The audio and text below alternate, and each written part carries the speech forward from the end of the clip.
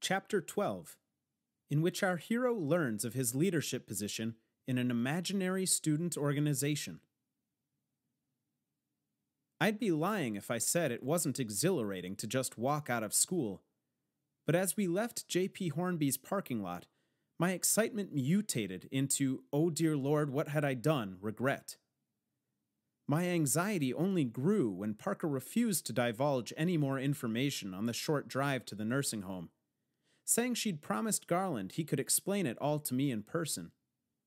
Then she put in her earbuds to discourage any follow-up questions. Okay, I said, loud enough for her to hear me over her music. He can explain it, but at least talk to me. I'm starting to freak out here. Parker removed her earbuds and said, "And what shall we discuss, Edwin Green?" I glanced over and have no doubt she saw my eyes drift from her eyes down to her absurdly tight t-shirt before darting back to the road. Where'd you get your shirt?" I asked. "I made it," she said. "Where'd you get your shirt?" "I'm not sure," I said, looking down at my polo. "Target, maybe? My mom bought it." An awkward silence followed, and I remembered I found talking to her difficult and wished she'd just put her earbuds back in. But when I dared to look over again, she was still staring at me, waiting for me to make conversation. "I don't even really know you," I said. "Like, what are you into?" "The collected works of Oscar Wilde," she said, "and 90s hip-hop." Of course, I thought.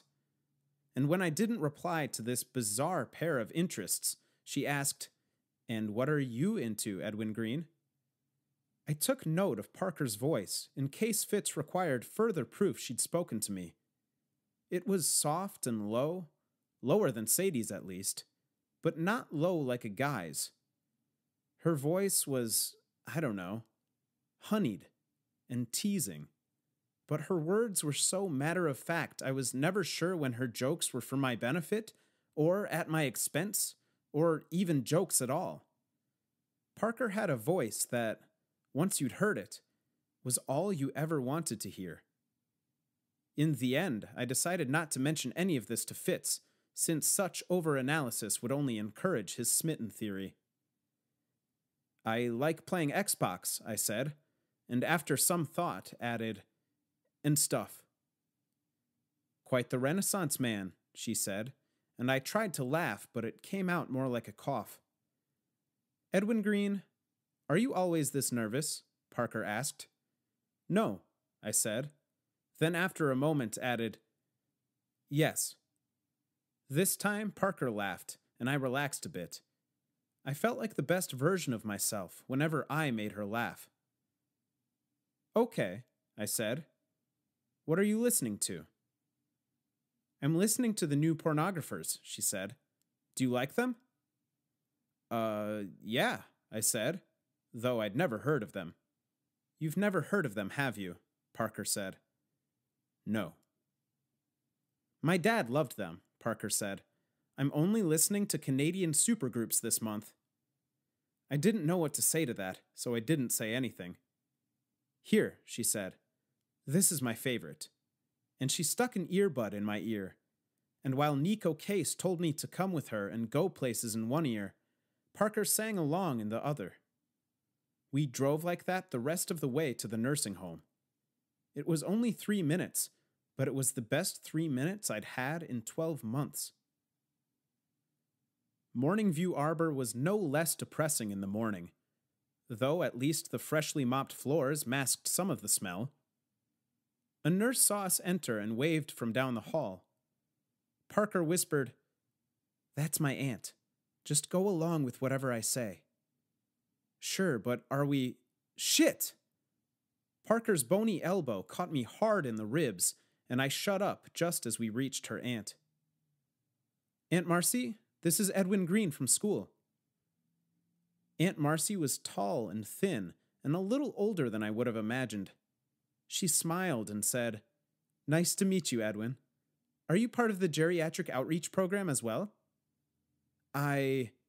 He's our treasurer," Parker said. We're thinking about having a checkers tournament in the big room this morning. Oh, how fun! But keep an eye on Dick Walker. He cheats. I laughed, and Aunt Marcy said, Seriously, he cheats. 6 months ago, we had a brawl on casino night after someone caught him counting cards. We'll keep an eye on him, Parker said. But first we need to ask Mr. Lennox a few more questions for our history assignment. Well, I know Garland will love seeing you both. I believe he's still in his room this morning. Parker told her aunt thanks and began pushing me down the hallway of despair toward Garland's room.